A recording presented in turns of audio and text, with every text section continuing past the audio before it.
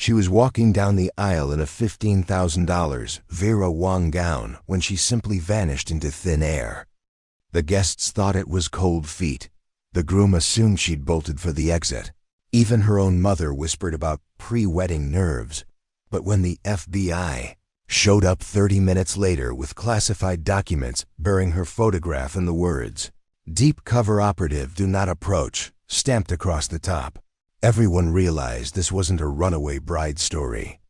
This was something that wasn't supposed to exist. Want to know what happened when 200 wedding guests discovered they'd been celebrating with one of the CIA's most dangerous assets? Hit subscribe and tell us in the comments where you're watching from. Let's begin. Before we jump back in, tell us where you're tuning in from. And if this story touches you, make sure you're subscribed, because tomorrow I've saved something extra special for you. The Rosewood Manor in Millbrook Heights had never hosted a wedding quite like this one. Set on 47 acres of manicured lawns and century-old oak trees, the estate was the kind of venue that appeared in wedding magazines and cost more per day than most people made in 6 months. Every detail had been planned to perfection over 18 months of meticulous preparation, from the hand-blown crystal chandeliers, imported from Prague, to the white roses flown in, fresh from Ecuador that morning. It was supposed to be the wedding of the year in their small but affluent community. Cassandra Cassie Hartwell, 29, marketing executive at a prestigious consulting firm downtown, marrying Jonathan Pierce, 31, a successful attorney whose family had deep roots in the county's political establishment. 200 of their closest friends and family members had gathered on this crisp October Saturday, the kind of perfect autumn day where the leaves were just beginning to turn golden and the air held that hint of wood smoke that made everything feel magical. The guests had started arriving at 3 p.m. for the 4 o'clock ceremony. Women in designer dresses carefully navigated the stone pathways in their stilettos, while men adjusted their ties and made small talk about the unusually warm weather for late October.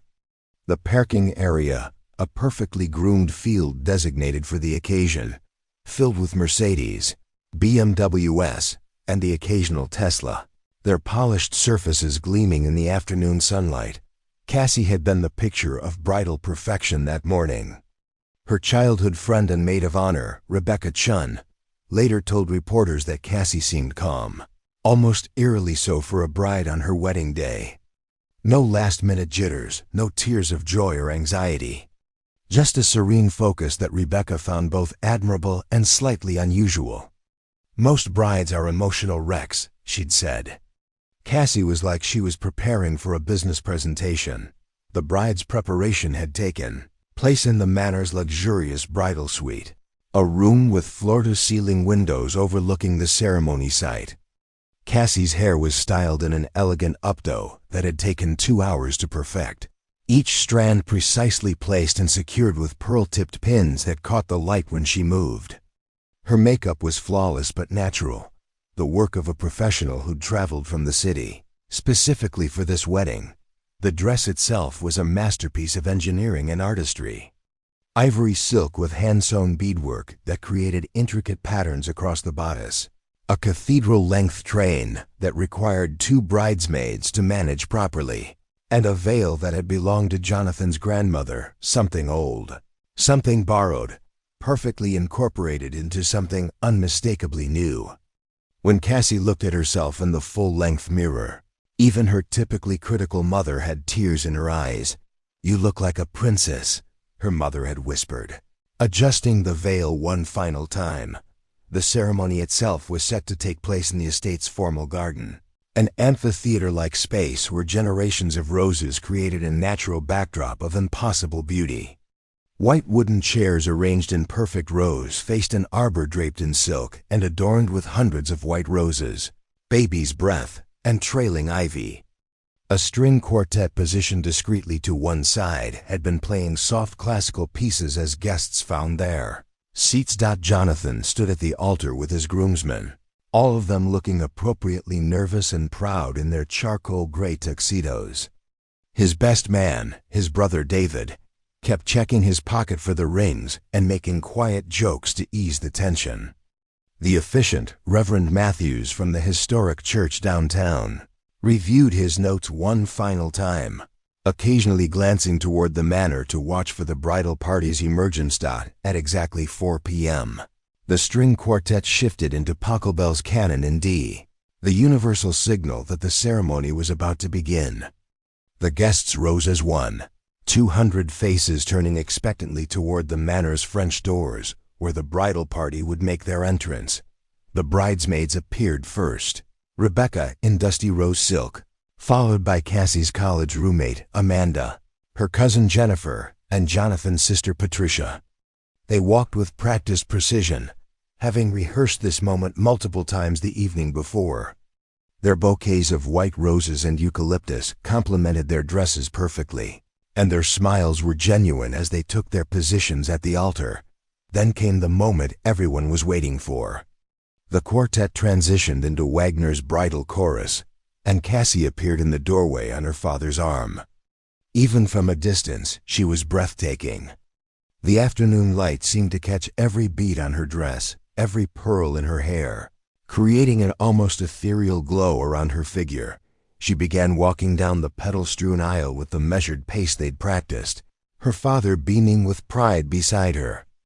Guests reached for their phones to capture the moment, tears already forming in the eyes of the more sentimental attendees. Jonathan's face lit up with a smile so wide it was visible from the back rows. But somewhere between the third and fourth row of guests, something impossible happened.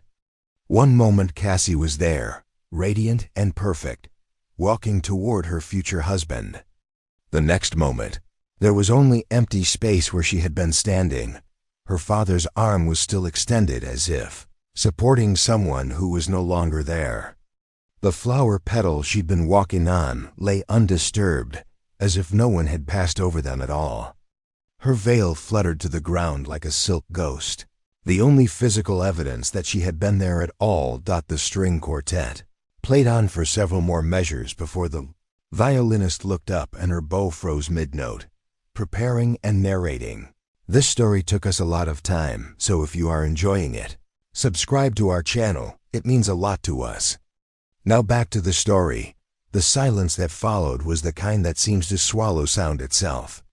200 guests stood frozen in their designer outfits, their champagne flutes forgotten, their carefully practiced smiles dissolving into expressions of pure bewilderment. The string quartet's instruments hung suspended, midair as if time itself had malfunctioned along with reality. Robert Hartwell, Cassie's father, stood with his arm still crooked at the exact angle it had been when his daughter was limped through it just moments before. A successful real estate developer who'd built half the luxury subdivisions in Millbrook Heights.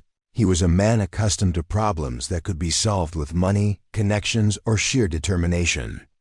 But this was so far outside his experience that his brain simply refused to process what had just happened. "Cassie?" he called out, his voice cracking slightly. "Sweetheart?" He looked around wildly, as if she might be hiding behind one of the rose bushes or had somehow ducked behind a guest.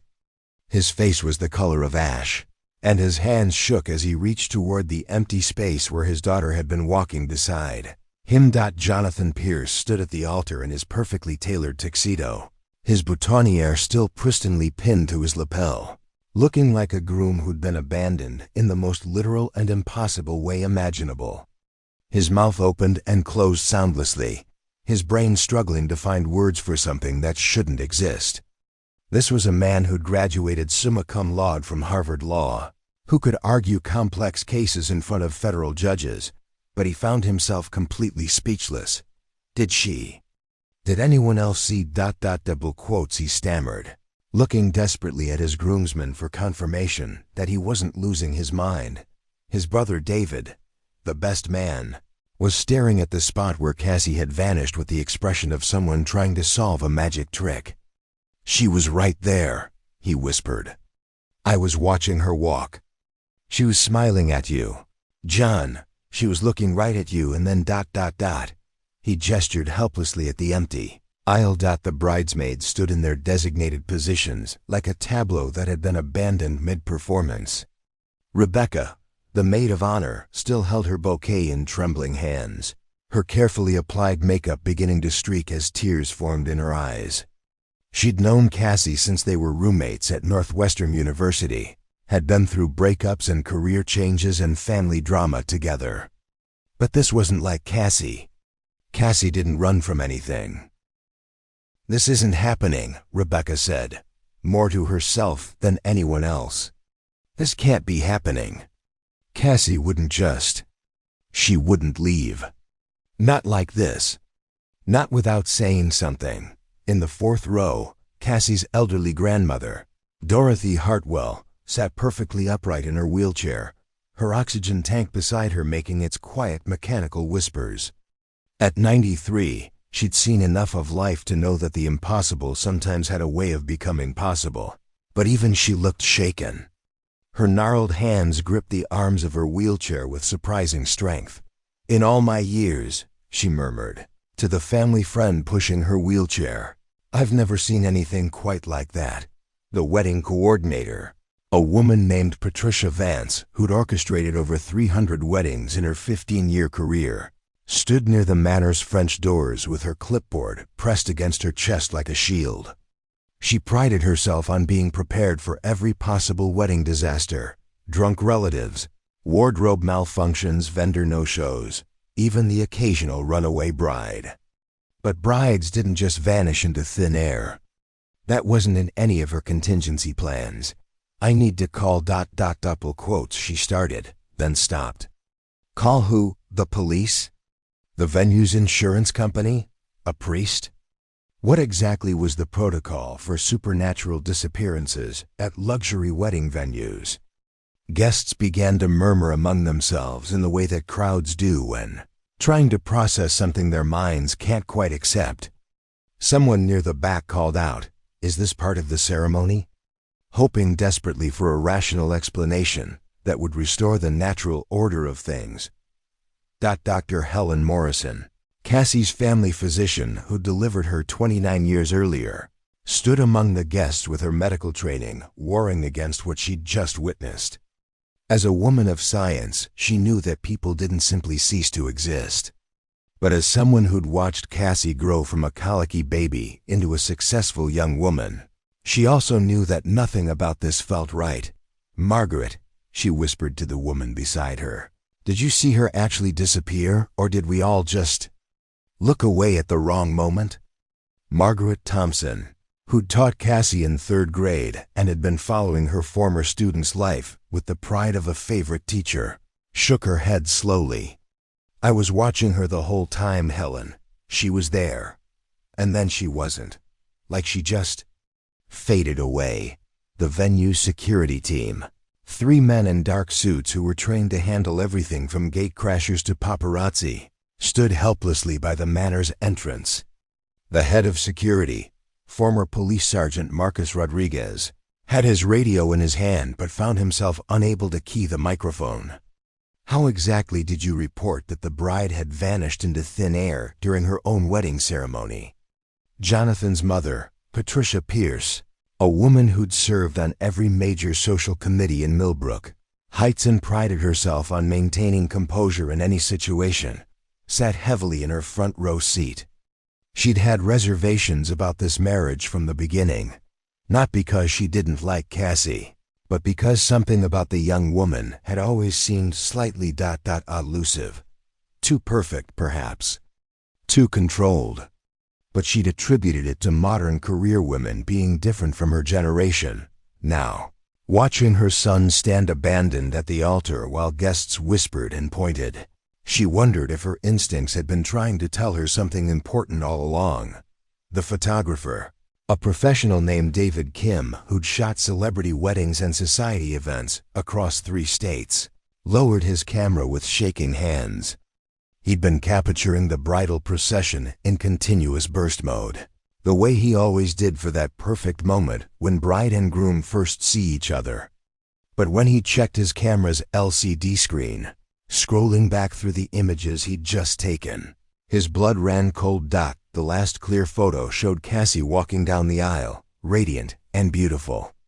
The next photo, taken just seconds later, showed only her father walking alone, his arm extended toward empty air.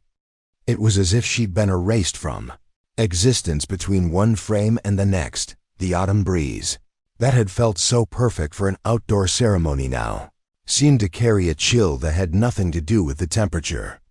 Leaves rustled in the oak trees surrounding the ceremony site, creating whispers that sounded almost like secrets being shared among the branches. And somewhere in the distance, barely audible above the murmur of confused voices and rustling silk, came the sound that would change everything. The low hum of approaching vehicles, moving fast, with the purposeful urgency of people who knew exactly what had just happened and were coming to clean up the mess. The whispers started small, the way they always do when groups of people are trying to make sense of something that defies explanation. But within minutes, those whispers had grown into a chorus of theories, excuses, and increasingly desperate attempts to rationalize the impossible. "She must have gotten cold feet," announced Beverly Thornton, a prominent socialite who'd known the Pierce family for decades. She spoke with the authoritative tone of someone who'd attended enough society weddings to consider herself an expert on bridal behavior. "I've seen it before. The pressure gets to be too much, and they just run." Her husband nodded sagely, adjusting his expensive watch as if checking the time might somehow restore normalcy to the situation. Probably slipped out the back while everyone was distracted by the processional. "Smart girl, really. Better to bolt before the vows than after." From 3 rows behind them, Dr. Morrison couldn't help herself. "Beverly, I watched her disappear mid-step. She didn't run anywhere. She was there 1 second and gone the next."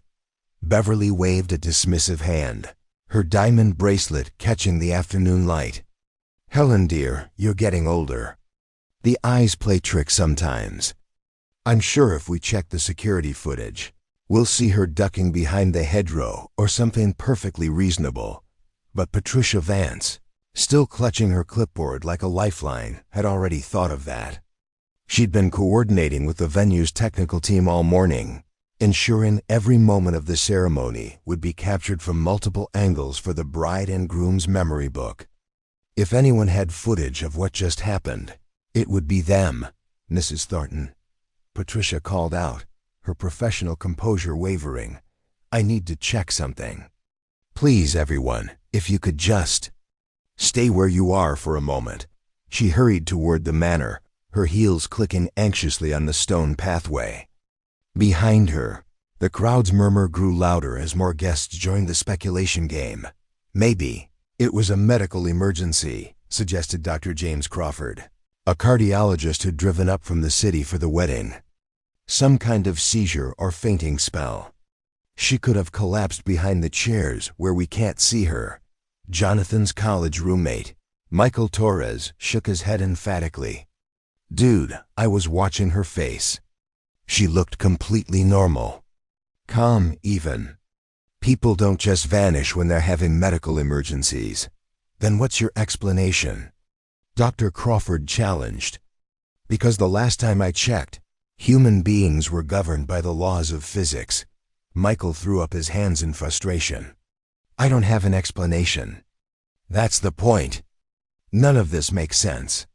Meanwhile, Rebecca had abandoned her position at the altar and was systematically searching the immediate area where Cassie had been walking. She pushed aside rosebushes, looked under chairs, even checked behind the string quartet's music stands. Her dusty rose bridesmaid dress was getting dirt stains along the hem, but she didn't care. This was her best friend, and there had to be a logical explanation. "Cassie," she called out, her voice carrying across the garden. "Cassie, if you're hiding somewhere, this isn't funny anymore. Everyone's worried." Jonathan remained frozen at the altar, his mind cycling through every conversation he'd had with Cassie over the past 18 months. Had she seemed different lately? Had there been signs he'd missed? She'd been traveling more for work in recent months, taking mysterious business trips that she'd been vague about when he asked for details. He'd attributed it to the competitive nature of her consulting firm. But now ... she's been acting strange, he said suddenly, speaking to his groomsmen, but loud enough for nearby guests to hear. The past few months, she's been, I don't know, distant, like she was always thinking about something else. David, his brother and best man, moved closer. What do you mean, strange? She'd get phone calls at weird hours. Always stepped out of the room to take them. Said it was work, but who gets work calls at midnight? And sometimes I'd catch her just staring off into space, like she was calculating something in her head. Amanda, one of the bridesmaids who'd known Cassie since college, overheard and joined the conversation. You know what? She has been different. Remember her bachelorette party last month? She barely drank anything, kept checking her phone, and left early.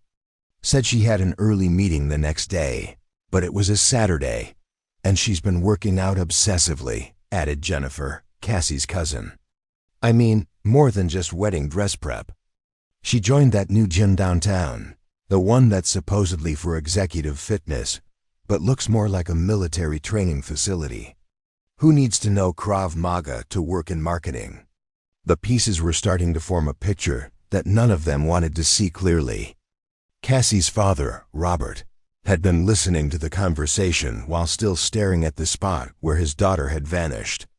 As a successful businessman, he'd learned to read people, to notice when clients were hiding something or when deals weren't what they seemed. And if he was being honest with himself, Cassie had been setting off those same instincts for months. The financial stuff, he said quietly, more to himself than anyone else.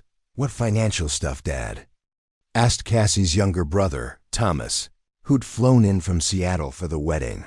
Robert rubbed his forehead, trying to organize thoughts that felt increasingly surreal. She paid for this entire wedding herself. Insisted on it. Said her consulting work was doing well, but the numbers never quite added up. This venue alone cost $40,000. The dress, the flowers, the catering. We're looking at close to $100,000 total, Thomas frowned. I thought marketing consultants made good money, but not that good. That's what I kept telling myself. But when I offered to help with expenses, she got ... defensive.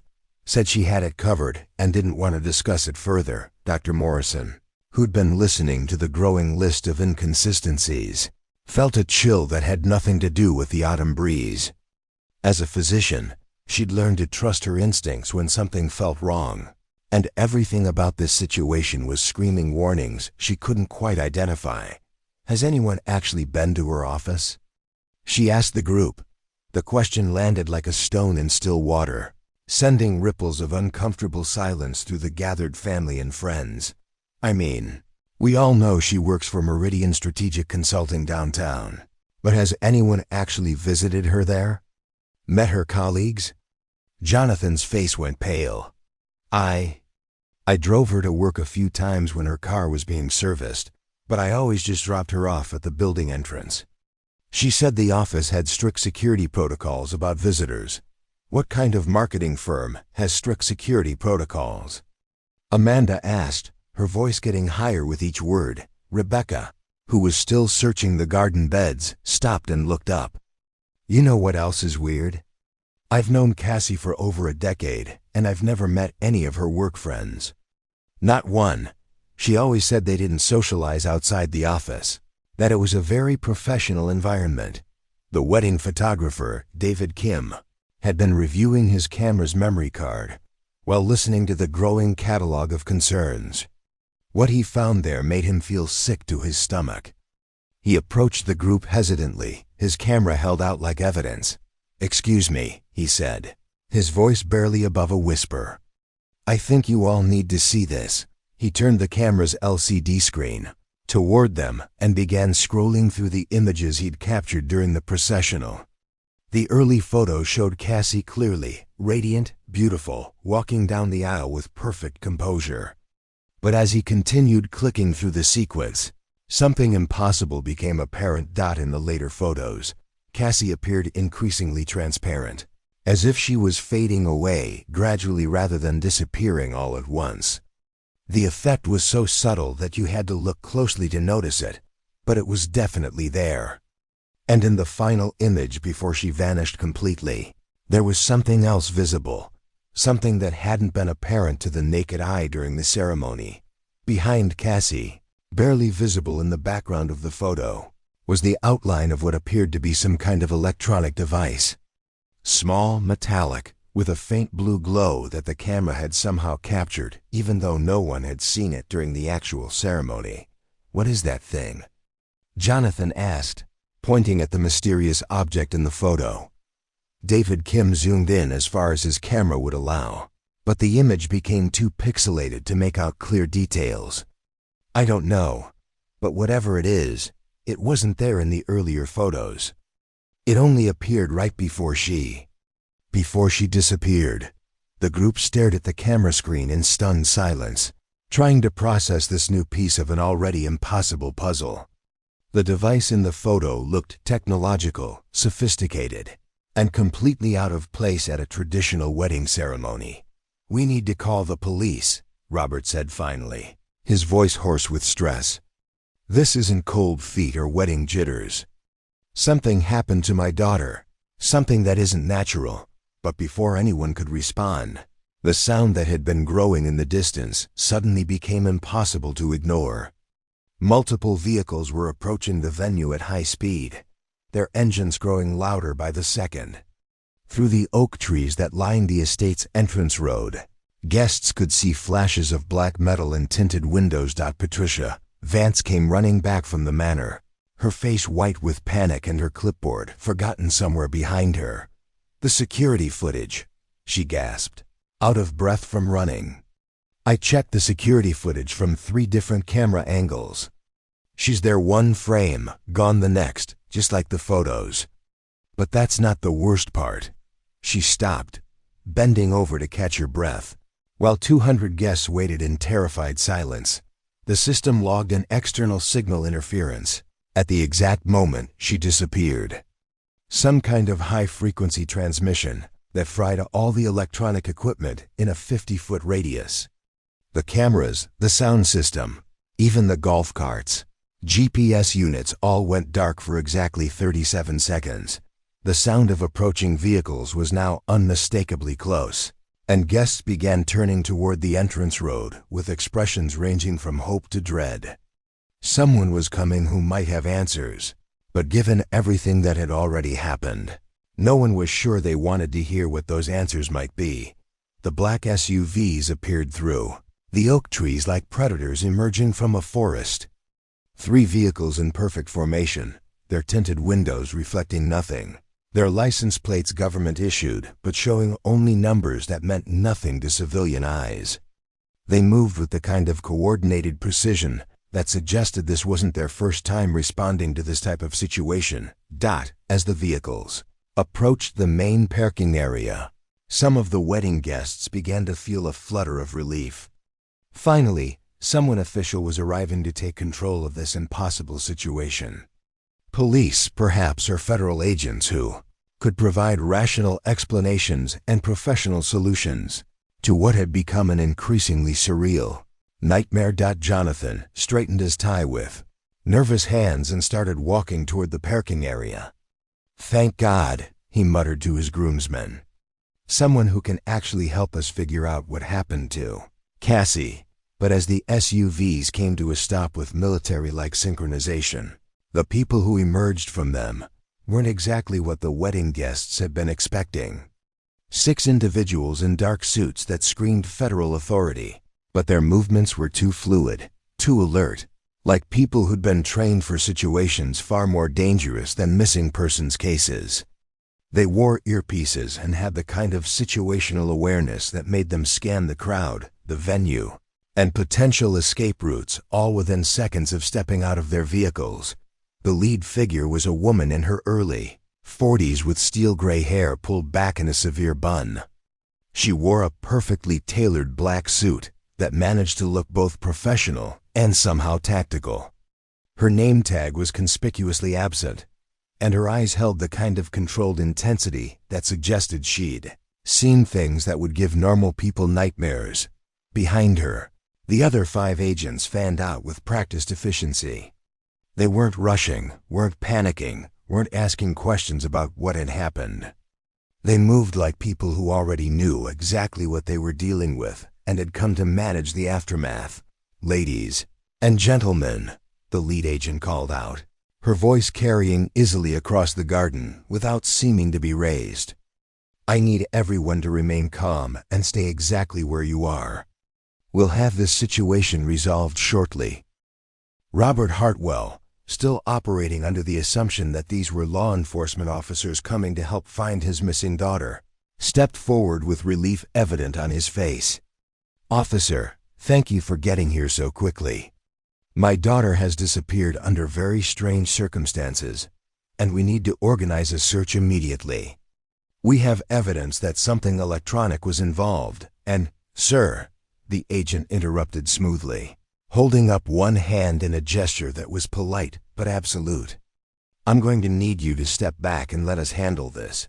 "But you don't understand," Robert pressed on, his paternal desperation overriding his usual business instincts. "She was walking down the aisle and just vanished into thin air. We have photographs, security footage, witnesses.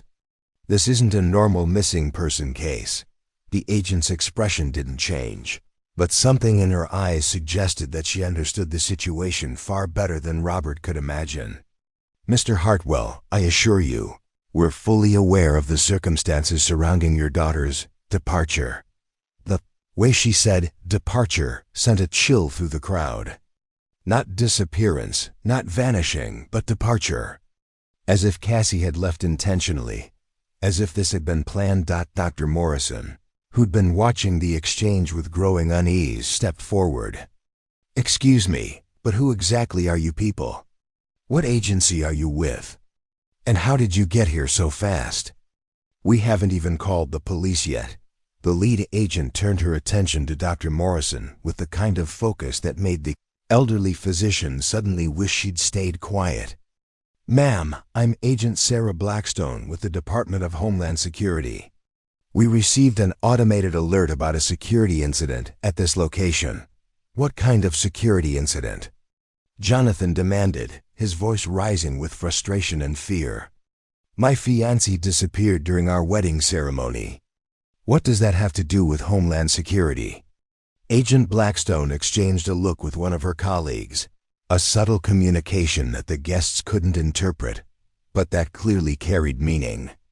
The second agent, a tall man with prematurely gray hair, gave an almost imperceptible nod. "Mr. Pierce," Agent Blackstone continued, "I understand this is distressing, but I'm going to need you to trust that we have the situation under control." "Under control?" Rebecca's voice cracked as she spoke from her position near the altar, her bridesmaid dress now stained with dirt from her frantic searching. "How can you have anything under control? Cassie just disappeared in front of 200 people. She was there 1 second and gone the next." One of the other agents, a woman with short blonde hair and the kind of athletic build that suggested extensive physical training, approached Rebecca with what might have been intended as a reassuring smile. "Miss Chun, isn't it? You were the maid of honor?" Rebecca blinked in surprise. "How do you know my name?" "We know quite a bit about the people in Ms. Hartwell's life," the blonde agent replied. "It's part of our job." The implication of that statement hit the wedding guests like a cold wave. These weren't just federal agents responding to an emergency call. They knew who everyone was. They'd been watching, keeping files, gathering information about people who thought they were just ordinary citizens attending a friend's wedding. Thomas, Cassie's brother, had been standing quietly near the back of the crowd, but now he pushed forward with the kind of determination that ran in the Hartwell family. "Wait a minute. What do you mean you know about people in my sister's life? What kind of job requires you to investigate marketing consultants and their families?" Agent Blackstone's composure remained perfect, but there was something in the way she held herself that suggested the questions. were getting closer to territory she preferred not to discuss. "Mr. Hartwell, your sister's work situation is more complex than you might have realized. What's that supposed to mean?" Robert's voice was getting louder, his businessman's instincts finally kicking in. "Are you telling me my daughter wasn't actually working for a marketing firm? Because I've seen her business cards, her office building, her paychecks. Sir, I understand your confusion, but no." Robert's composure finally cracked completely. "I don't understand anything. My daughter just vanished into thin air during her wedding ceremony. You people show up claiming you already know all about it, and now you're suggesting her job wasn't what she told us it was. I want answers, and I want them right now." The crowd of wedding guests had been listening to this exchange with growing alarm. The relief they'd felt when official-looking people arrived was rapidly being replaced by something much more unsettling. These agents weren't here to help find Cassie. They were here to manage a situation they'd apparently been expecting. Beverly Thornton, who'd been so confident in her runaway bride theory just minutes before, now looked pale and shaken. "Are you saying Cassie was involved in something illegal?" Agent Blackstone turned her attention to Beverly with the kind of measured response that revealed nothing while seeming to address the question. "Ma'am, I can assure you that Ms. Hartwell has never been involved in any illegal activities." "Then what kind of activities?" Dr. Morrison pressed. "Because if she wasn't a marketing consultant, what was she really doing?" The blonde agent who'd approached Rebecca earlier exchanged another look with Agent Blackstone. This time, the communication seemed more urgent, and Agent Blackstone gave a subtle shake of her head. "I'm afraid that information is classified," Agent Blackstone said finally. The word classified landed on the crowd like a physical blow.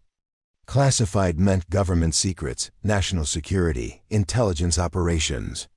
It meant that Cassie, the woman they thought they knew, the marketing consultant who'd planned the perfect wedding and seemed to live an ordinary if successful life, had actually been involved in something so sensitive that federal agents couldn't discuss it even after she'd disappeared.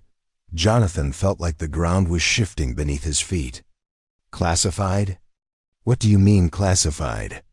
I was going to marry her. How could her job be classified?" "Mr. Pierce," Agent Blackstone's voice carried a note of what might have been sympathy. "There are many aspects of national security work that require individuals to maintain cover identities, even with their closest family members. Cover identities." The phrase hung in the air like smoke from a fire that was only beginning to reveal its true size.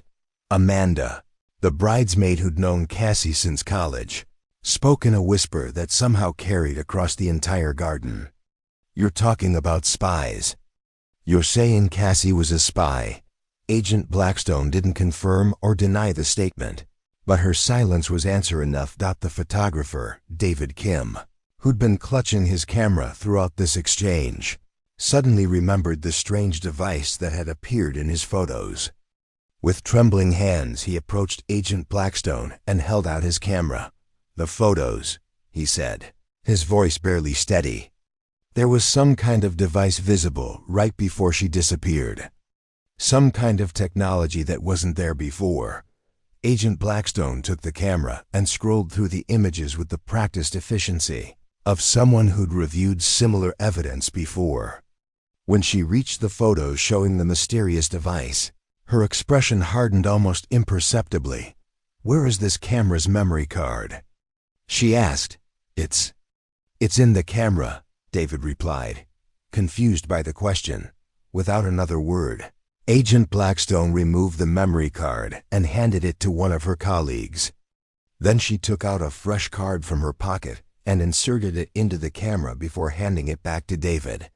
"Your photos were corrupted during the electronic interference," she said matter-of-factly. "Unfortunately, they won't be recoverable." David stared at his camera in shock. "But I just showed you. The interference damaged the files beyond repair," Agent Blackstone repeated, her tone suggesting that contradicting her would not be advisable. The message was clear. "Whatever. David had captured in those photographs was now evidence in a case that was far above the clearance level of wedding guests. The silence that followed Agent Blackstone's confiscation of the memory card was different from the shocked quiet that had greeted Cassie's disappearance. This silence felt charged, dangerous, like the moment before lightning strikes when the air itself seems to hold its breath. The wedding guests were beginning to understand that they'd stumbled into something far more serious than a missing person case. It was Patricia Vance, the wedding coordinator, who noticed it first. She'd been standing near the Manor's French doors, still clutching her phone after her failed attempt to review the security footage, when she glanced down at the device in her hands and froze. "My phone," she whispered, then louder. "My phone is working again." The statement might have seemed insignificant to anyone else, but Patricia had been trying to make calls for the past 20 minutes without success. Her phone had been displaying no service since the moment Cassie had vanished. Despite the venue having excellent cellular coverage from multiple towers, Agent Blackstone's head snapped toward Patricia with predatory focus. "Ma'am, I'm going to need you to power down that device immediately." But Patricia wasn't listening. She was staring at her phone screen with growing alarm. "I have 17 missed calls, all from numbers I don't recognize. And there are text messages. She scrolled frantically through her notifications. "They're all asking about electronic signatures, about signal traces, about something called an extraction event." Dr. Morrison pulled out her own phone and gasped. "Mine too. 15 missed calls, all from blocked numbers." Suddenly, phones throughout the crowd were buzzing back to life as the mysterious signal interference that had been blocking their communications apparently lifted. Guest after guest began checking their devices, and the pattern was the same: multiple missed calls from unknown numbers, cryptic text messages, and voicemails that seemed to know more about what had happened at Rosewood Manor than the people who'd witnessed it firsthand. Jonathan fumbled for his phone with shaking hands and found 23 missed calls, most from numbers he didn't recognize. But one number made his blood run cold. It was from Cassie's phone. The timestamp showed the call had come in at exactly 4:17 p.m., 7 minutes after she'd disappeared. "She called me," he said, his voice barely above a whisper. "Cassie called me after she vanished." Agent Blackstone moved toward Jonathan with swift, controlled steps. "Sir, I need you to hand me that device right now." "No," Jonathan said, surprising himself with his firmness. "This is evidence. This proves she's alive, that she's somewhere and trying to contact me." He pressed play on the voicemail with trembling fingers, putting the phone on speaker so everyone could hear. Cassie's voice filled the garden, clear and unmistakably her own, but with an undercurrent of urgency that no one had ever heard from her before. "John, if you're hearing this, then the extraction worked and you're safe. I can't explain everything right now, but I need you to know that nothing about us was fake. Everything I felt for you, everything we built together, that was real. But there are things about my life, about who I really am, that I couldn't tell you. Not because I didn't trust you, but because knowing would have put you in danger." The crowd leaned in closer, straining to hear every word as Cassie's voice continued. "By now, you've probably met some people from my other job. They'll tell you it was all a lie, that I was just playing a role, but that's not true. I chose this assignment because I wanted a normal life, even if it was temporary. I chose you because I fell in love with who you are, not because someone told me to." Agent Blackstone made another move toward Jonathan, but he stepped back, clutching the phone protectively. "The wedding wasn't supposed to happen," Cassie's voice continued, now clearly emotional. "I was supposed to be extracted months ago, but I kept delaying, kept asking for more time. I wanted to marry you, John. I wanted to be Cassie Hartwell forever.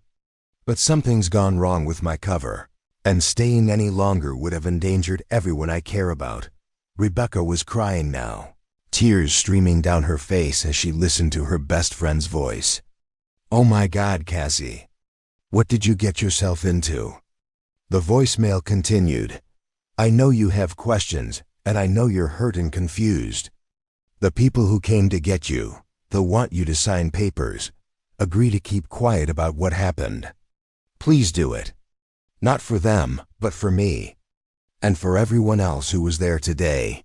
There was a pause in the recording, filled with background noise that sounded like wind and mechanical humming. As if Cassie was in some kind of moving vehicle. I have to go. There are protocols I need to follow, places I need to be that are safer for everyone if you don't know about them. But I need you to know that somewhere out there, in whatever life I'm living now, I'm still the woman who was about to marry you. I'm still the woman who loves you enough to disappear rather than let anything happen to you. The message ended with the sound of a phone being turned off, leaving the wedding guests in stunned silence. Jonathan's hands were shaking so violently he nearly dropped the phone. She's a spy, he said, the words coming out like a prayer or a curse. The woman I was going to marry is actually a spy, and she disappeared on our wedding day because her cover was blown. Agent Blackstone's professional composure was beginning to show cracks. Mr. Pierce, that device contains classified information. I need you to surrender it immediately. Classified? Robert Hartwell's voice boomed across the garden. That's my daughter's voice. She's explaining why she left, why she couldn't tell us the truth. How is that classified? Sir, there are national security implications. National security? Beverly Thornton interrupted. Her earlier smugness completely evaporated. We're talking about a young woman who's apparently been living a double life for God knows how long. What kind of national security requires someone to lie to everyone who loves them? The blonde agent who'd been standing behind. Agent Blackstone stepped forward and whispered something urgent in her superior's ear. Agent Blackstone's expression hardened, and she spoke into her earpiece with quiet authority. Control. This is Alpha Team. The situation has developed complications. Civilians are in possession of classified communications, and the story is no longer containable at Level 3. She paused, listening to something only she could hear, then continued. Understood. Initiating Protocol 7. The other agents began moving with renewed purpose, spreading out through the crowd in a pattern that seemed designed to prevent anyone from leaving the garden. The guests, who'd been focused on Jonathan's phone and Cassie's message, suddenly realized they were being surrounded. Dr. Morrison, with the sharp observation skills that had made her an excellent physician, noticed the change immediately. They're not letting us leave, she said quietly to the people nearest her.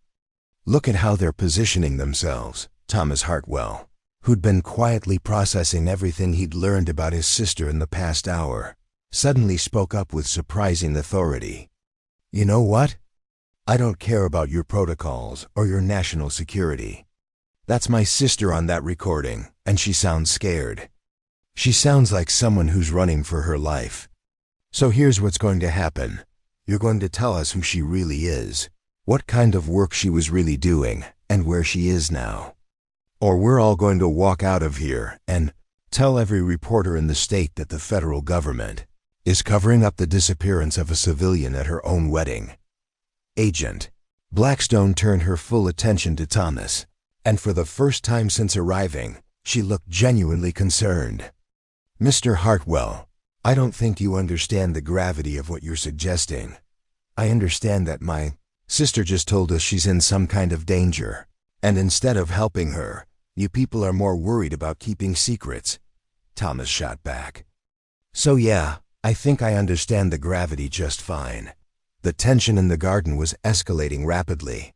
What had started as a confused group of wedding guests, trying to understand an impossible disappearance, had become a confrontation between civilians demanding answers and federal agents trying to maintain control of classified information.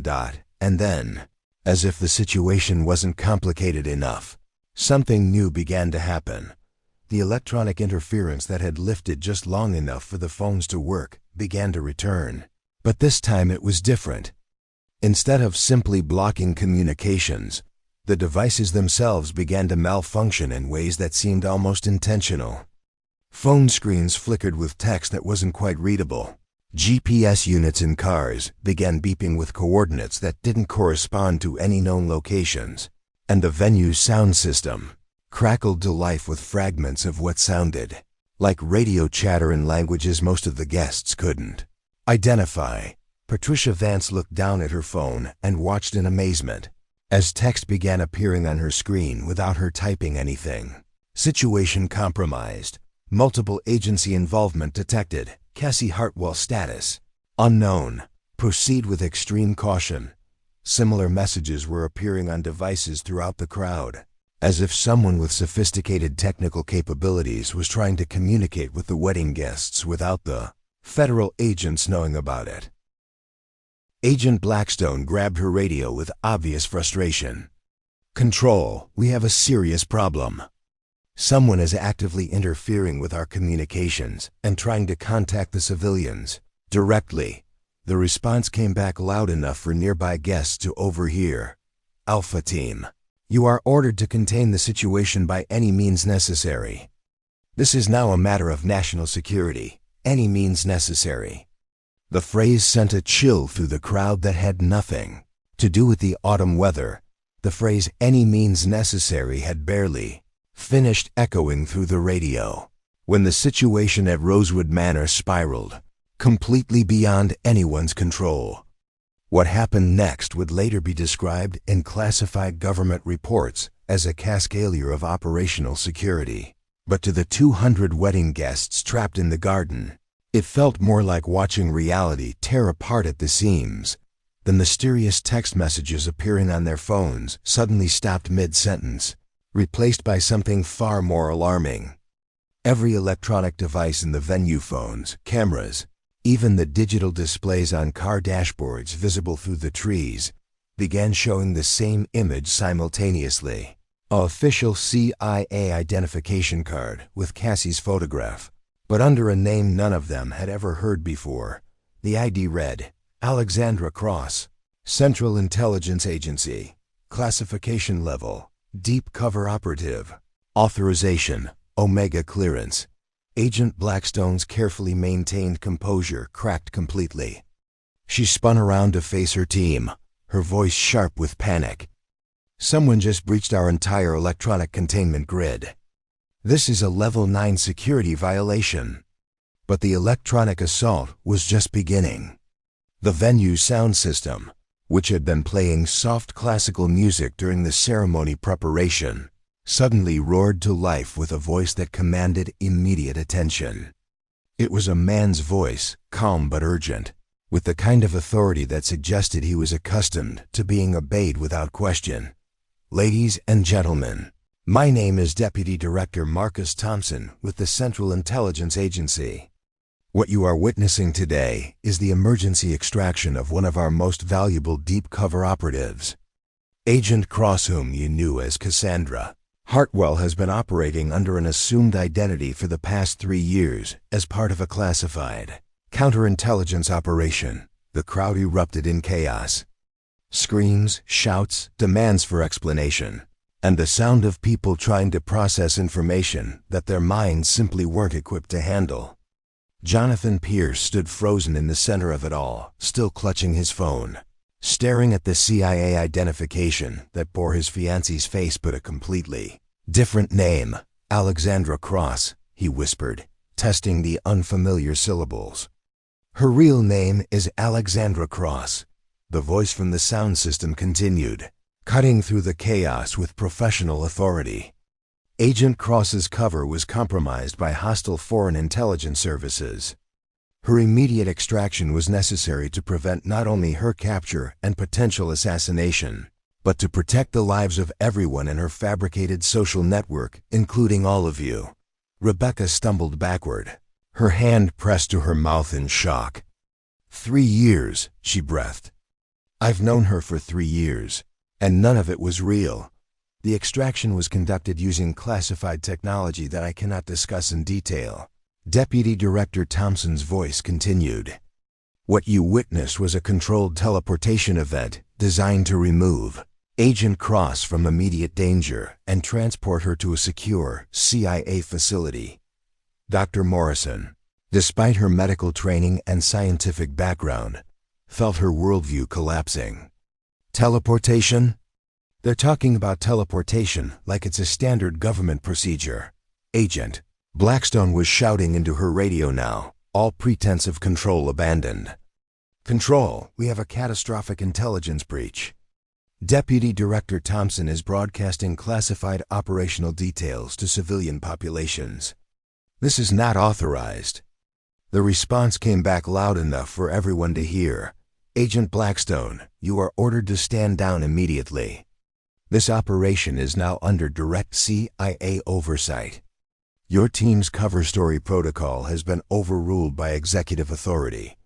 Thomas Hartwell pushed through the crowd toward Agent Blackstone, his face flushed with anger and confusion. Executive authority? What executive authority? How high up does this thing go? Before Agent Blackstone could respond, Deputy Director Thompson's voice returned to the sound system. I understand that this revelation is shocking and difficult to process. Agent Cross's assignment was to establish deep cover in your community while investigating foreign intelligence networks operating in the region. Over the course of her mission, she developed genuine personal relationships and emotional attachments that went beyond her operational parameters. Jonathan's voice cracked as he spoke. She said she loved me. In the voicemail, she said everything between us was real. Mr. Pierce, Thompson's voice seemed to address him directly. Agent Cross requested permission to terminate her cover assignment and pursue a genuine relationship with you. Her request was initially denied due to security concerns, but she persisted in asking for civilian status reassignment. The wedding you planned together was her final attempt to transition from operational status to normal civilian life. The revelation hit Jonathan like a physical blow. She was trying to quit being a spy. For me. The situation became critical when we discovered that foreign operatives had identified Agent Cross and were planning to use your wedding as an opportunity to capture or eliminate her. The extraction was conducted at the last possible moment to prevent what our intelligence indicated would have been a coordinated attack on this venue and everyone present. Robert Hartwell, who had been listening with the stunned expression of a man watching his entire understanding of his daughter crumble, suddenly found his voice. Are you telling us that my daughter has been living a lie for 3 years?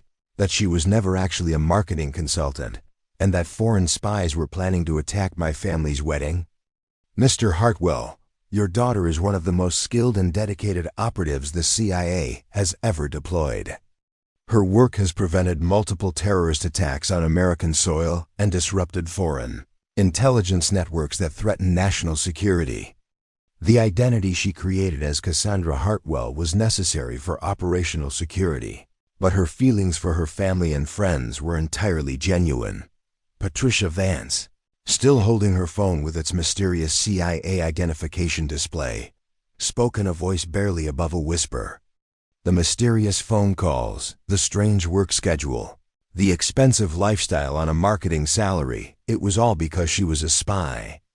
Agent Cross maintained her cover identity with exceptional skill, Thompson confirmed. Her consulting firm was a CIA front operation. Her colleagues were other intelligence operatives. Her business travels were operational assignments. Every aspect of Cassandra Hartwell's life was carefully constructed to support her mission.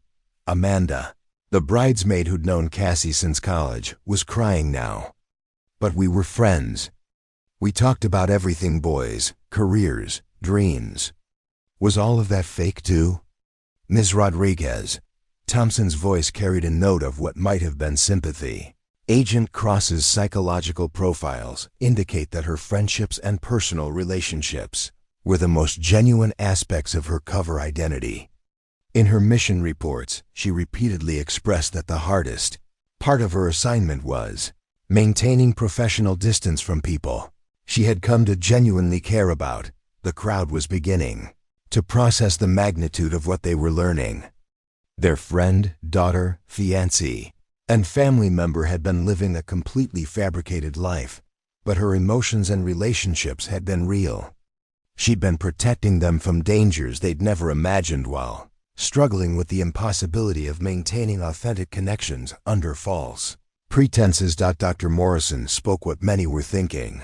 So when she disappeared during the ceremony, it wasn't because she was abandoning Jonathan or running from commitment. It was because she was saving all of our lives. Dr. Morrison, that is exactly correct. Our intelligence indicated that foreign operatives were positioned to strike during the ceremony. Agent Cross made the decision to trigger her extraction protocol rather than risk civilian casualties. In intelligence terms, she chose to blow her cover to protect innocent lives. Jonathan was staring at his phone, where Cassie's Alexandra's CIA identification was still displayed. The woman I was going to marry is a government agent who's been living a completely false identity, and she disappeared from our wedding to save us from foreign spies who wanted to kill her. Mr. Pierce, Agent Cross specifically requested that you receive this information directly rather than through standard CIA debriefing protocols. She wanted you to understand that her feelings for you were the only completely authentic aspect of her constructed life. Agent Blackstone, who had been trying unsuccessfully to regain control of the situation, finally spoke with defeated authority. Ladies and gentlemen, under the National Security Act, you are now all witnesses to classified intelligence operations. You will be required to sign confidentiality agreements and undergo security debriefings. But Thomas Hartwell stepped forward with an expression that suggested he wasn't about to be intimidated by government paperwork. Before we sign anything, I want to know where my sister is right now, whether she's safe, and when we're going to see her again. The question hung in the air like a challenge, and for the first time since the electronic chaos had begun, Deputy Director Thompson's voice seemed to hesitate before responding. Mr. Hartwell, Agent Cross's current location and status are classified at levels that I cannot discuss. What I can tell you is that she is safe. She is receiving the highest level of protective security available, and she specifically requested that her family and friends know that disappearing was the hardest decision she has ever made. That's not an answer, Robert said firmly. That's government double talk. My daughter just vanished using technology that shouldn't exist, and you're telling us we may never see her again? The silence that followed suggested that Robert's assessment was more accurate than anyone wanted to admit. Silence stretched for nearly 30 seconds, before it was shattered by this unmistakable sound of helicopters approaching from multiple directions. Not the distant thrum of aircraft passing overhead, but the aggressive roar of military rotorcraft moving in formation with obvious tactical purpose. The wedding guests looked up to see 3 black helicopters cresting the tree line, their movements coordinated with the precision of a military operation. Agent Blackstone's radio crackled with urgent chatter, but this time the voices were different, higher ranking, more authoritative, and clearly not pleased with how the situation had developed. Alpha Team, this is Command Authority 1. You are to secure the civilians immediately and prepare for executive-level intervention. The Director is inbound with full operational authority. The Director? Agent Blackstone's face went white. Control, did you just say the Director is personally responding to this situation? Affirmative. Ada, 3 minutes. You are to maintain absolute security until he arrives.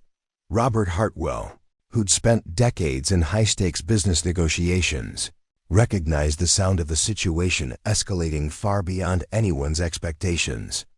Just how important was my daughter's work if the head of the CIA is flying out here personally? Before Agent Blackstone could respond, Deputy Director Thompson's voice returned to the sound system, but this time with an edge of urgency that suggested even he was surprised by recent developments. Ladies and gentlemen, I need to inform you that this situation has become significantly more complex than initially anticipated. Agent Cross's extraction has triggered responses at the highest levels of government. Jonathan, still processing everything he'd learned about the woman he'd been planning to marry, looked up at the approaching helicopters with growing dread. More complex how? How much worse can this get? His question was answered almost immediately as the lead helicopter began its descent toward the manor's main lawn. As it touched down, the rotor wash sent wedding decorations flying through the air, silk ribbons, flower petals, and program booklets swirling in. Chaotic patterns that seemed to mirror the destruction of everything the guests had thought they understood about their lives. The figure who emerged from the helicopter was not what anyone had expected. Director William Cross was a lean man in his early 60s, with silver hair and the kind of weathered face that spoke of decades spent in situations most people only saw in movies. But what shocked the crowd wasn't his appearance. It was the way Agent Blackstone and her entire team immediately snapped to attention with a deference that bordered on reverence. "Director Cross," Agent Blackstone said, her voice tight with obvious stress, "the situation has developed multiple complications. The civilians have been exposed to classified information at levels far beyond standard containment protocols." Director Cross surveyed the crowd of wedding guests with eyes that seemed to catalog every face, every expression, every potential security risk. When he spoke, his voice carried the authority of someone accustomed to making decisions that affected national security. "Agent Blackstone, your team's handling of this extraction has been catastrophic. You've exposed operational assets, compromised classified technologies, and created a security breach that will require months to properly contain." His tone was calm, but there was an undercurrent of controlled fury that made everyone within earshot instinctively step back. Thomas Hartwell, despite the intimidating presence of the CIA director, pushed forward with the stubborn determination that seemed to run in his family. "Excuse me, but are you saying your last name is Cross? As in, the same last name as my sister's real identity?" Director Cross turned his full attention to Thomas, and for a moment, something almost human flickered across his professional mask. "Mr. Hartwell, your sister's operational name wasn't chosen at random. Alexandra Cross is my daughter." The revelation hit the crowd like a physical blow. Jonathan's legs actually gave out slightly, and he had to grab onto his brother David's arm for support. "Your daughter? Cassie Alexandra is your daughter?" "Mr. Pierce," Director Cross continued, his voice carrying a weight of personal pain that he was clearly trying to suppress, "my daughter volunteered for deep cover assignment against my explicit wishes. She insisted on taking the most dangerous posting available, in a community far from Washington where she could establish what she called a real life. Rebecca, who'd been crying intermittently since learning her best friend was a CIA operative, found her voice again. "You let your own daughter live a completely fake life for 3 years?" "Miss Chun, I didn't let her do anything. Alexandra is one of the most determined and capable operatives the agency has ever trained. When she decided she wanted to experience normal civilian relationships, she made it clear that family connections would not influence her professional decisions." Director Cross paused, looking out over the crowd with something that might have been regret. "In hindsight, I should have overruled her request and kept her in Washington, Dr. Morrison." With her physician's instinct for getting to the heart of complex situations, asked the question everyone was thinking. "Why didn't you? Why would you let your daughter take such a dangerous assignment?" Director Cross was quiet for a long moment, and when he spoke, his voice carried the exhaustion of a father who'd been carrying impossible burdens. "Because she told me that living under constant CIA supervision wasn't living at all. She said she wanted to know what it felt like to have friends who chose to spend time with her, not because they were ordered to or because they wanted intelligence connections, but because they genuinely liked her company." The admission landed heavily on the crowd. They were beginning to understand that Cassie Alexandra hadn't just been playing a role for her mission. She'd been searching for authentic human connections, that her father's position and her own career had made impossible to find within CIA circles. She wanted to know what love felt like when it wasn't compromised by professional obligations. Director Cross continued, his eyes finding Jonathan in the crowd. Mr. Pierce, my daughter's feelings for you were the first completely genuine emotions she'd been able to express since joining the agency 6 years ago. Jonathan's voice was barely a whisper. 6 years? She's been a spy since she was 23. She recruited directly out of graduate school. Exceptional intelligence, language capabilities, and what our psychologists called an unusual capacity for compartmentalization. She was everything we look for in deep cover operatives. Director Cross's professional demeanor cracked slightly. What I didn't realize was that the compartmentalization was her way of protecting herself from a job that was slowly erasing her ability to form genuine human connections. Agent Blackstone, who'd been listening to this exchange with growing alarm, finally interrupted. Director, with respect, this level of personal disclosure to civilians is highly irregular.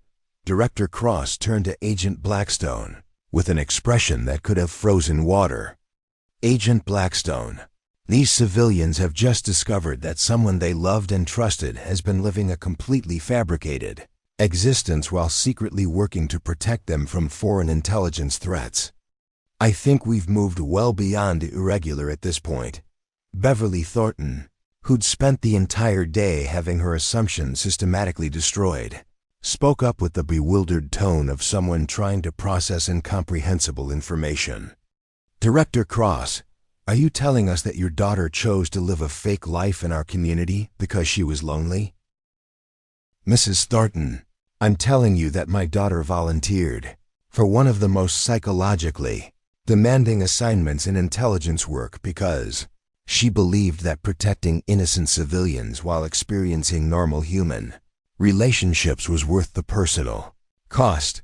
Director Cross paused, scanning the crowd. What she didn't anticipate was how difficult it would be to maintain professional objectivity when those relationships became genuinely meaningful to her. Robert Hartwell stepped forward, his businessman's instincts finally kicking in despite the surreal circumstances. Director Cross, I appreciate that this is complicated for your family, but I need to know, is my daughter safe, and when are we going to see her again?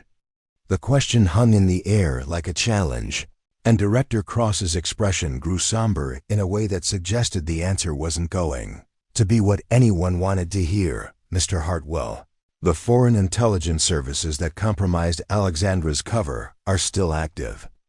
Until we can neutralize the threat they represent, she cannot safely resume contact with anyone from her civilian life. He paused, choosing his words carefully. That process could take months, or it could take years. Years? Jonathan's voice cracked completely. I might not see her for years? Mr. Pierce, the people who were planning to use your wedding as an opportunity to capture or kill my daughter are part of an international network that has been hunting CIA operatives for over a decade. Until that threat is eliminated, any contact between Alexandra and her civilian relationships would put both her and all of you at risk. The finality of that statement settled over the crowd like a heavy blanket. They were beginning to understand that this wasn't just a temporary separation. The woman they'd known as Cassie Hartwell might be gone from their lives indefinitely, existing somewhere in a shadow world they couldn't access and couldn't understand.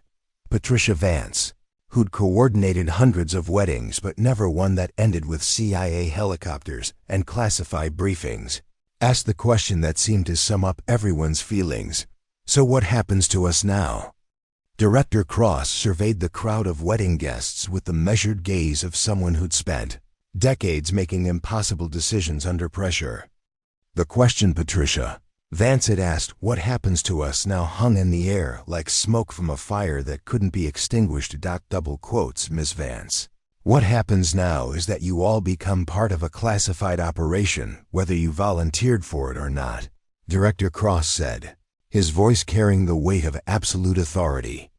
Under normal circumstances, you would be debriefed, required to sign extensive non-disclosure agreements, and monitored by federal agents for the foreseeable future.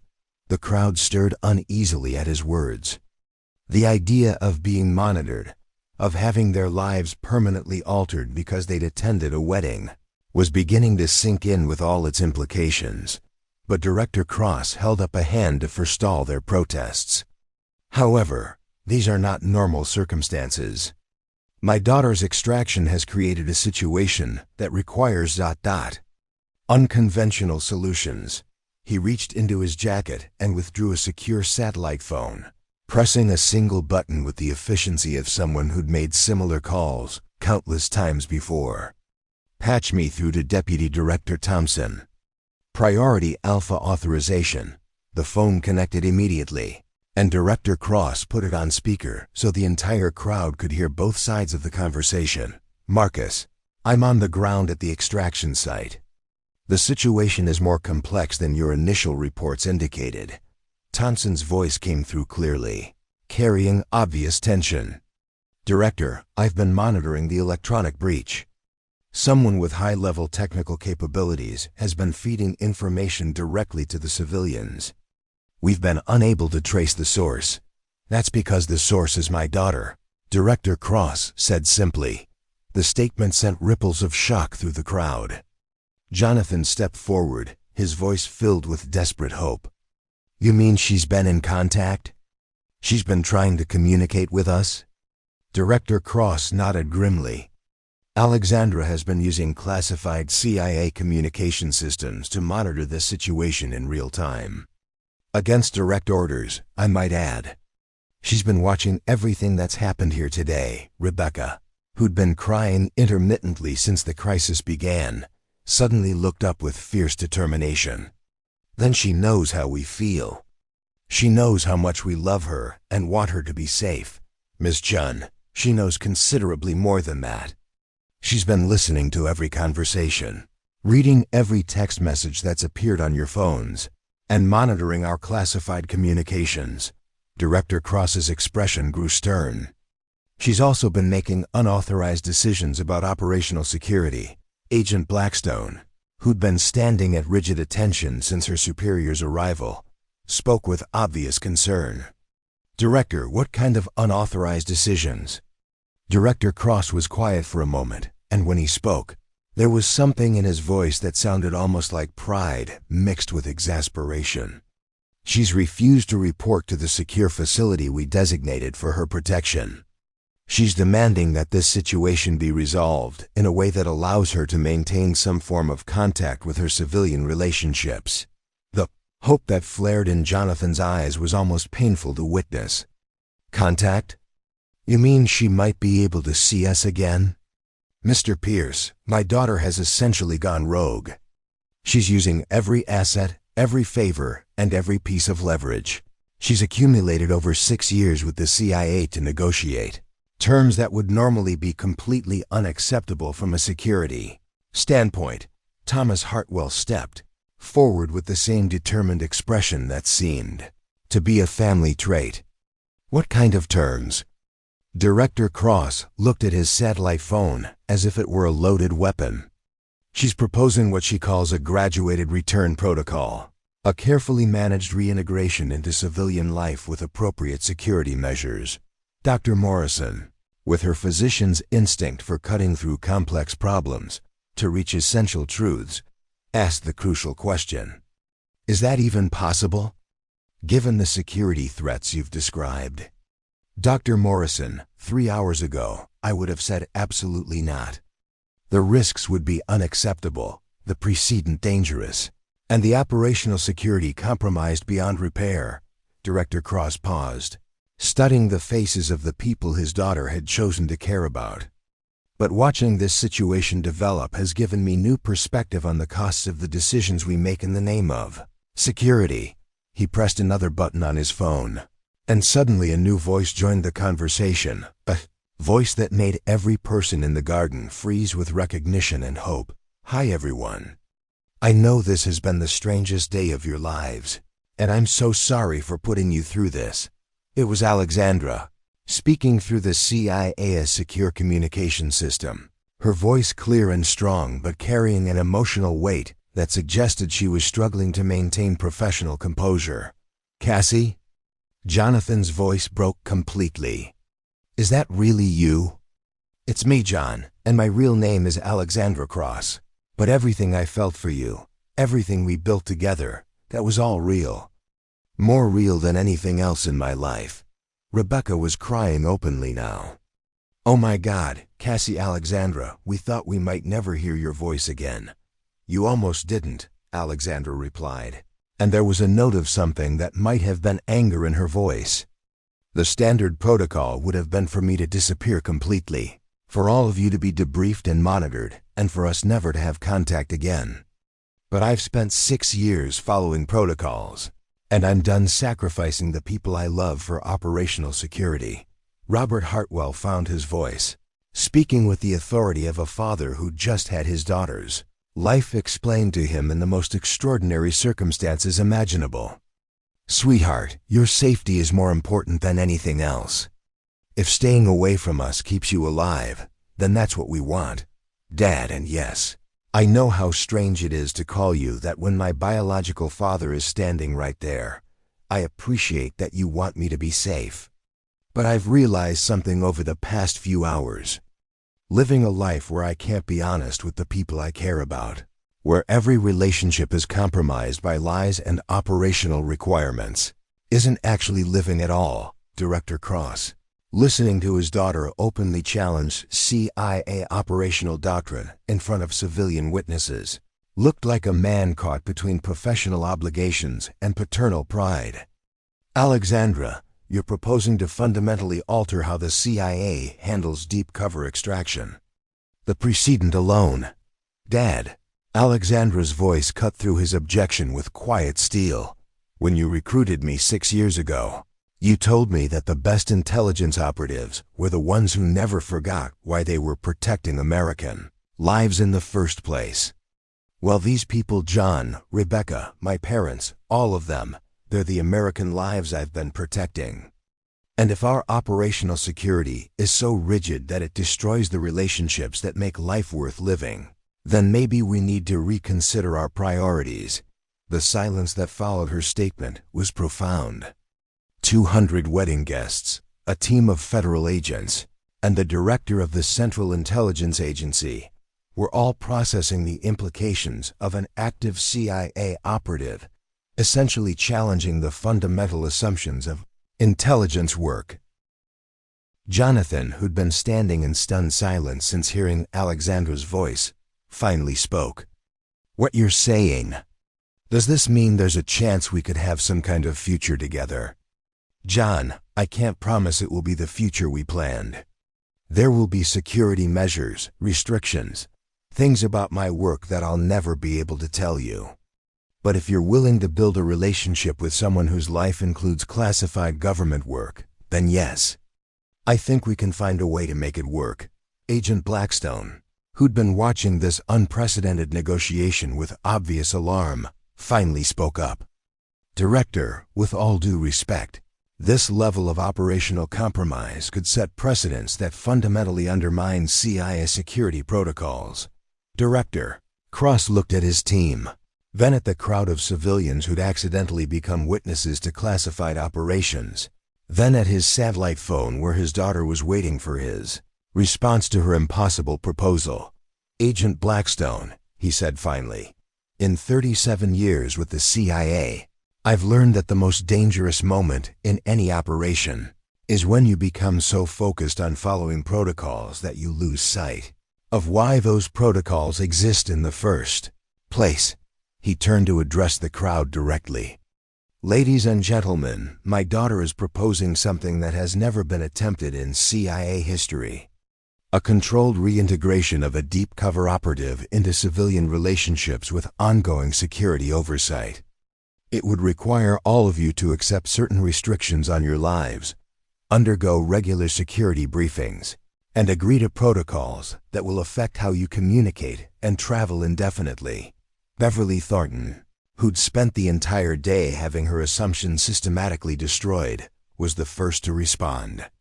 Director Cross, if it means Cassie Alexandra can have some kind of normal life, then count us in.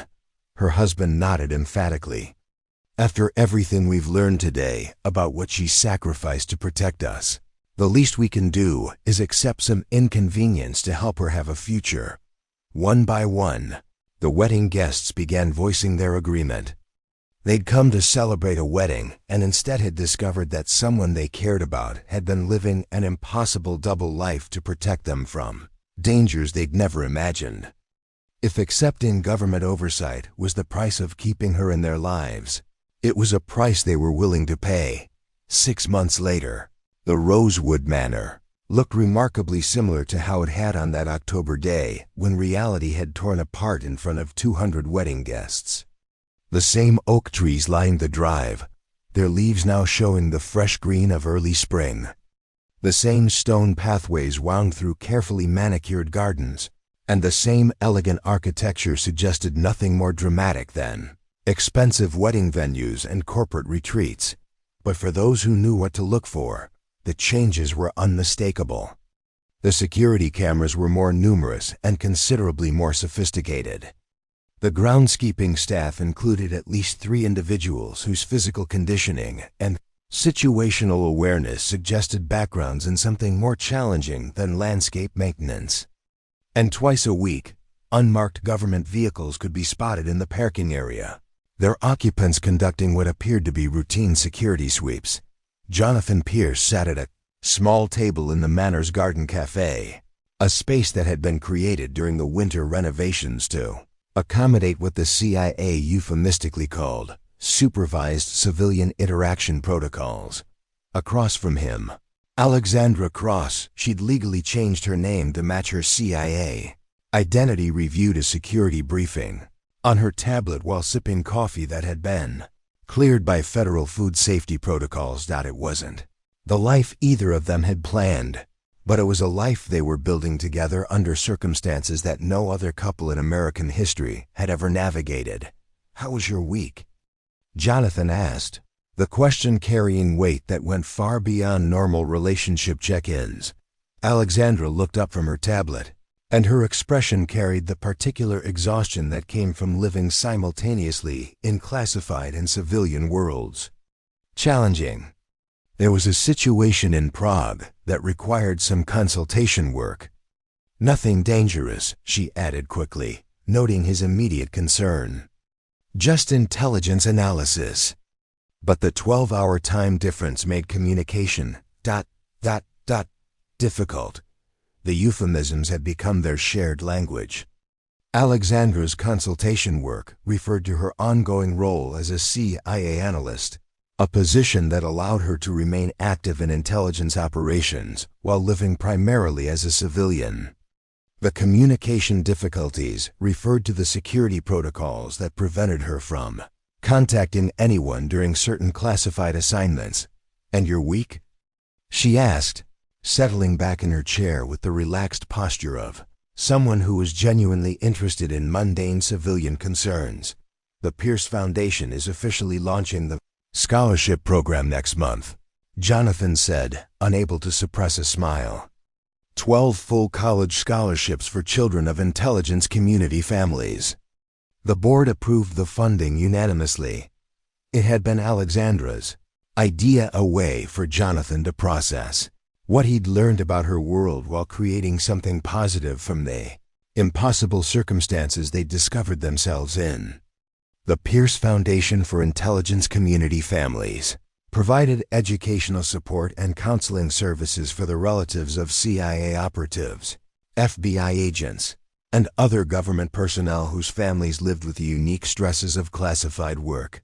"That's wonderful," Alexandra said, and the genuine pride in her voice reminded Jonathan why he'd chosen to build this strange new life with her, rather than walking away from the complications entirely. "How many applications have you received?" "Over 300. Apparently there's a significant need for this kind of support that nobody was addressing systematically." Jonathan paused, studying her face.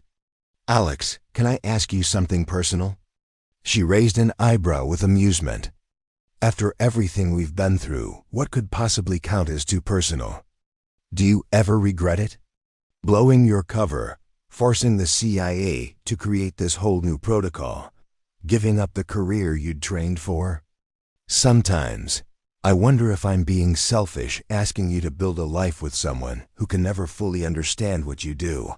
Alexandra was quiet for a long moment, looking out over the gardens where her extraction had taken place. When she spoke, her voice carried the certainty of someone who'd had months to consider the same questions. John, I spent 6 years becoming exceptional at living lies. I was so good at creating false identities and maintaining operational security that I almost forgot what it felt like to be authentic with another person. What happened on our wedding day, as terrifying and complicated as it was, gave me back something I'd lost without realizing it. She reached across the table and took his hand, a gesture that would have seemed impossibly normal if not for the discreet security earpiece she wore and the federal agents positioned strategically throughout the cafe. I don't regret choosing you over traditional operational security. I regret that it took me 3 years to realize that the most important mission I could have was learning how to be genuine with the people I care about. Their conversation was interrupted by the arrival of Rebecca, who'd driven up from the city for their weekly coffee meeting. Over the past 6 months, these gatherings had become an anchor point for both Jonathan and Alexandra, a way to maintain the friendships that had made Alexandra's civilian cover so meaningful to her. How are my favorite couple navigating the world's strangest relationship? Rebecca asked, settling into the third chair at their table with the easy familiarity of someone who'd learned to treat CIA security protocols as just another unusual aspect of her best friend's life.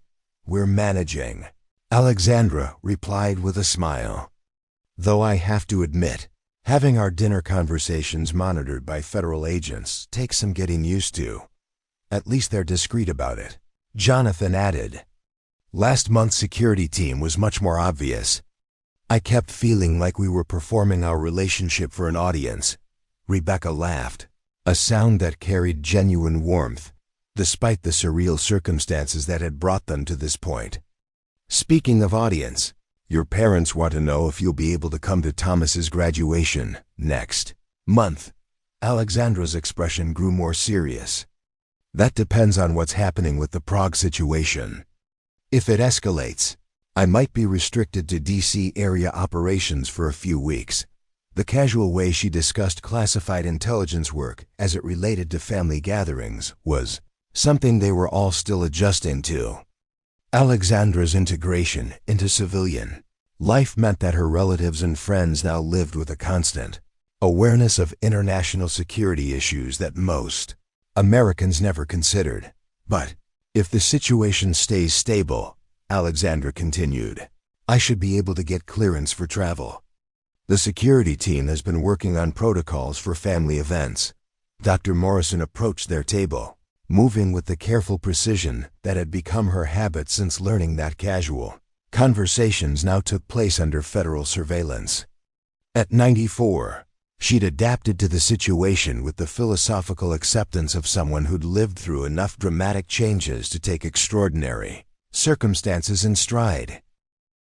Alexandra, dear, she said, settling into the fourth chair with help from Jonathan. I wanted to let you know that the community health screening program has been approved by whatever government department handles these things. Alexandra smiled with genuine warmth. That's wonderful news, Dr. Morrison. Having you coordinate health services for intelligence community families will make a real difference. The health screening program was another initiative that had grown out of the impossible situation they'd all found themselves in. After learning that CIA operatives and their families often lived with unique medical and psychological stresses, Dr. Morrison had proposed creating specialized healthcare services that could address their needs while maintaining appropriate security clearances. It's given me a sense of purpose I didn't expect to find at this stage of my life, Dr. Morrison said. Who would have thought that attending a wedding would lead to the most meaningful work of my retirement? Patricia Vance joined them from across the garden, carrying a portfolio that contained the latest updates on what had become known as the Millbrook Heights Protocol, the CIA's first attempt at managing the civilian relationships of extracted deep cover operatives. The good news, Patricia announced, is that the program has been so successful that other intelligence agencies are requesting information about implementing similar protocols. The bad news is that means more oversight, more paperwork, and more federal agents who need to understand wedding planning. Alexandra laughed, a sound that carried genuine happiness despite the complexity of her circumstances. Patricia, I think you're the only person in history who's had to coordinate wedding planning with CIA security protocols. It's certainly not what I expected when I started this business, Patricia replied with a grin. Though I have to admit, once you've planned an event under CIA security clearance, everything else seems remarkably straightforward. Robert and Dorothy Hartwell arrived for their weekly family meeting, a tradition that had developed as a way to maintain normal family relationships while accommodating the unusual requirements of Alexandra's ongoing intelligence work. Robert had adapted to the situation with the practical mindset of a successful businessman, while Dorothy had embraced the extraordinary circumstances with the curiosity of someone who'd lived long enough to appreciate unique experiences. "How's my favorite daughter-in-law?" Robert asked, settling into his chair with the ease of someone who'd learned to treat CIA agents as just another unusual aspect of family gatherings. "I'm not technically your daughter-in-law yet," Alexandra pointed out with amusement. "We still haven't actually gotten married." "About that," Jonathan said, reaching into his jacket pocket with a smile that suggested he'd been planning this moment carefully. "I've been working with Patricia and the security team on something." He pulled out a small velvet box and placed it on the table in front of Alexandra. "I know this isn't how either of us imagined our engagement would go, and I know our wedding will probably involve more federal agents than most couples ever see in their entire lives. But I also know that I want to build whatever kind of life is possible with you, under whatever circumstances we have to navigate." Alexandra stared at the box, her eyes filling with tears that spoke to months of wondering whether their impossible relationship could ever move beyond the crisis that had created it. "John, are you sure? Because marrying means accepting that there will always be parts of my life you can't access, places I go that you can't know about, and security restrictions that will affect every major decision we make." Jonathan smiled, reaching across to take her hand. "Alex, 6 months ago, I thought I was marrying a marketing consultant who lived a perfectly normal life. Learning that you're actually a CIA operative who disappeared using classified technology to protect me from international assassins was an adjustment. But what I've realized is that I fell in love with who you are, not with the cover story you were maintaining." He opened the box to reveal a ring that was simultaneously elegant and practical, beautiful enough for a woman who deserved something special, but understated enough to meet CIA operational security requirements for jewelry worn by active intelligence personnel. "So yes, I'm sure. I want to marry Alexandra Cross, CIA intelligence analyst, extraordinary woman, and the person brave enough to choose love over operational security." Alexandra picked up the ring with hands that trembled slightly, examining a piece of jewelry that represented the impossible, a normal relationship milestone achieved under the most abnormal circumstances imaginable. "Yes," she said simply, slipping the ring onto her finger. "Yes, I'll marry you, again, or for the first time, depending on how you count it." The small crowd gathered around their table erupted in applause, a celebration that was simultaneously joyful and surreal. Friends and family celebrating an engagement that would be overseen by federal agents and subject to national security protocols. Director Cross, who'd been observing from a discreet distance, approached the table with an expression that mixed paternal pride with professional satisfaction. "Congratulations," he said, speaking as both CIA director and father. You've both handled an impossible situation with remarkable grace. Thank you, sir, Jonathan replied, still adjusting to the reality of having the director of the CIA as a future father-in-law.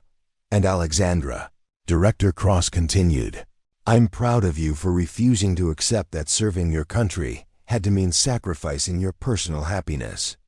The Millbrook Heights protocol has already helped 12 other operatives maintain civilian relationships while continuing their intelligence work.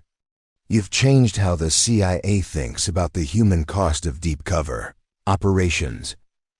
As the sun began to set over the gardens of Rosewood Manor, the group settled into comfortable conversation about wedding planning, family gatherings, and the mundane details of life that had taken on extraordinary significance after the Kielzee to the Sale events of 6 months earlier. Jonathan looked around at the people who'd become his extended family through the most unusual circumstances imaginable. CIA agents, government officials, and civilians who'd learned to navigate classified relationships with grace and humor.